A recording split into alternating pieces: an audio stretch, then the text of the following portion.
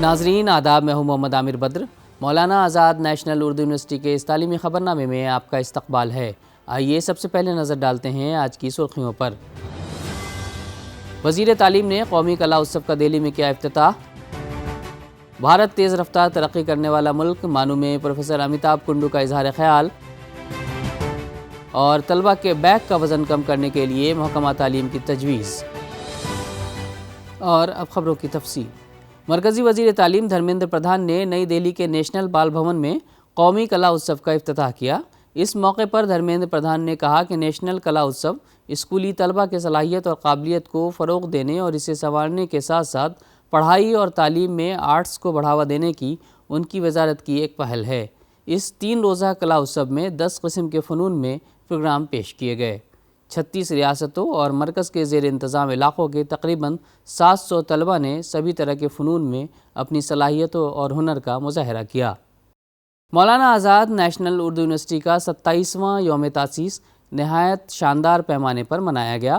مہمان خصوصی WRI India کے سینئر فیلو پروفیسر امیتابھ کنڈو نے کہا کہ ہندوستان آج دنیا کا سب سے تیزی سے ترقی کرنے والا ملک ہے اور 10 سے 15 برسوں میں یہ تیسری سب سے بڑی معیشت بن جائے گی۔ آج سے 10-15 سال کے اندر، اس کے پہلے ہی ہم تیسرا لارجسٹ ہو جائیں گے۔ سب سے اوپر امریکہ ہے، دوسرا چائنا ہے، تیسرے نمبر پر ہمارا کنٹری آنے والا ہے۔ مولانا آزاد نیشنل اردو یونیورسٹی کے چانسلر شری ممتاز علی نے صدارت کی اور وائس چانسلر پروفیسر سید عین الحسن نے افتتاحی خطاب کیا۔ شری ممتاز علی نے اپنے صدارتی کلمات میں کہا کہ معیشت اور تعلیم ضروری ہے، لیکن اگر کوئی امن کے ساتھ رہنا نہیں سیکھتا تو ہم کتنی ہی ترقی کر لیں، اس کا کوئی فائدہ نہیں۔ یہ وطن جو ہمارا ہے تو اس کو آگے بڑھانا ہے، یہ سب ہمارا رسپانسبلٹی ہے اور ہمارا کام ہے۔ پروفیسر سید عین الحسن نے اپنے افتتاحی خطاب میں یونیورسٹی کی ترقی میں غیر تدریسی اور تدریسی ملازمین کے ساتھ ساتھ مانو کے ریٹائرڈ عملے کے تعاون کا اعتراف کیا۔ انہوں نے کہا کہ مانو بہت جلد ایک اسکول آف لا قائم کرے گا۔ We are going to start our integrated law, BA, LLB. IMC کی جانب سے وائس چانسلر پروفیسر سید عین الحسن کا تحریر کردہ یونیورسٹی سلور جوبلی ترانہ بھی پیش کیا گیا۔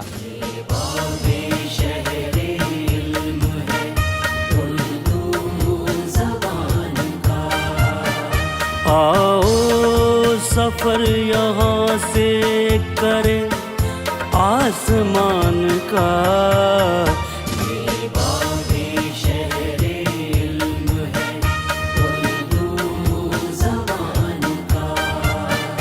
یہ باب شہر علم ہے اردو زبان کا۔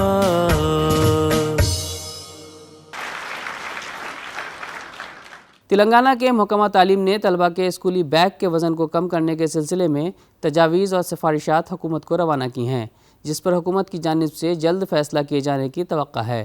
آئندہ تعلیمی سال سے طلبہ کو فراہم کیے جانے والی درسی کتب کی ساخت اور ان کے وزن کو کم کرنے کے اقدامات کے ساتھ اسکولی بیگ کے وزن کو کم کرنے کے لیے مختلف اقدامات کی سفارش کی گئی ہے۔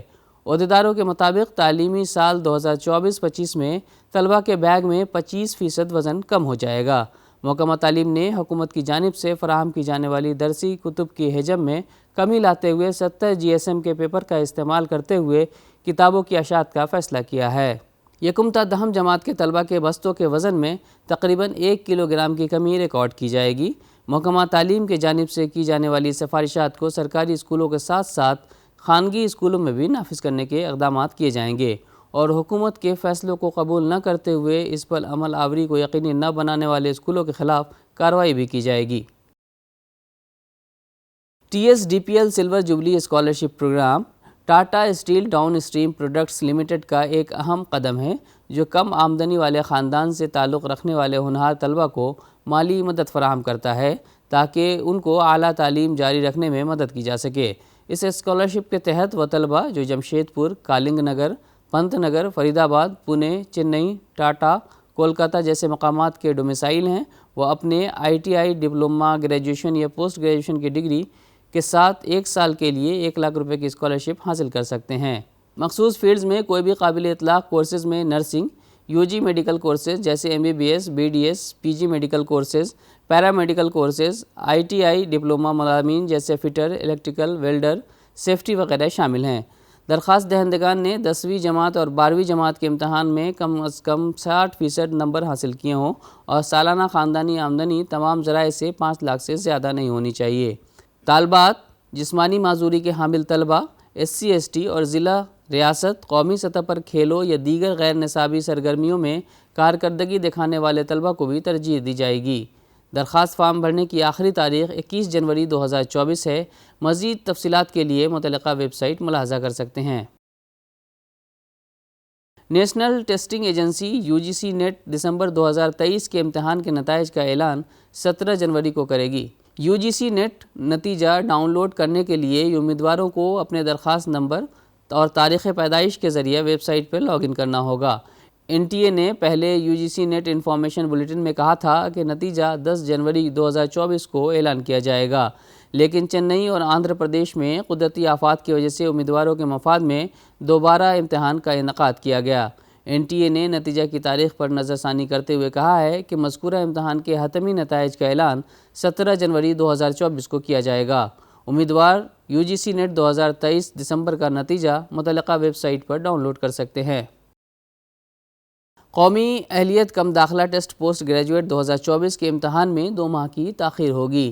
National board of examination in medical sciences نے اطلاع دی ہے کہ نیٹ PG 2024 کا امتحان پہلے 3 مارچ 2024 کو منعقد ہونے کے لیے عارضی طور پر مطلع کیا گیا تھا، اب شیڈیول کو دوبارہ ترتیب دیا گیا ہے۔